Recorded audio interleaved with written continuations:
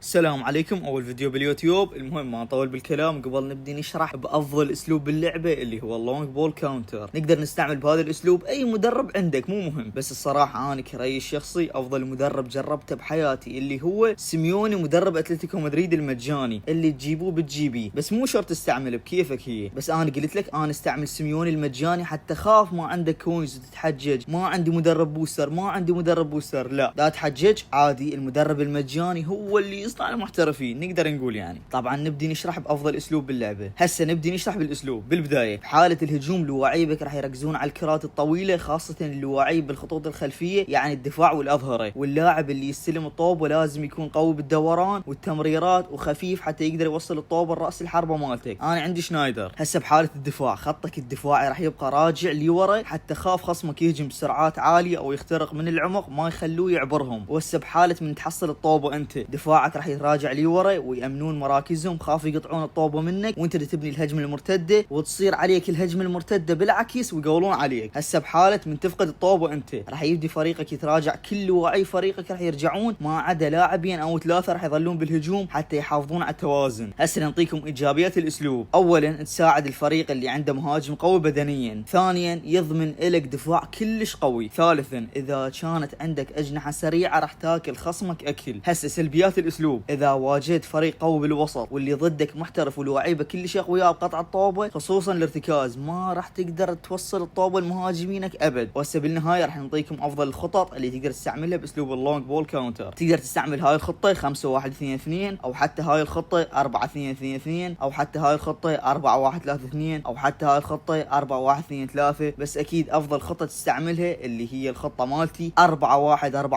افضل خطه بتاريخ بيس موبايل كلها. طبعا اكيد هذا الفيديو شرح مو كافي لان ما لعبنا جيم وشوفناكم شلون تطبقون كل اللي قلناه، بس اكيد اول فيديو خو ما يصير افضل شيء، بس بالفيديوهات الجاي الشروحات راح تكون افضل اكيد. وهاي خلصنا الشرح، اكيد ما راح اقول لك حط لايك لان انت اصلا حاط لايك وبس.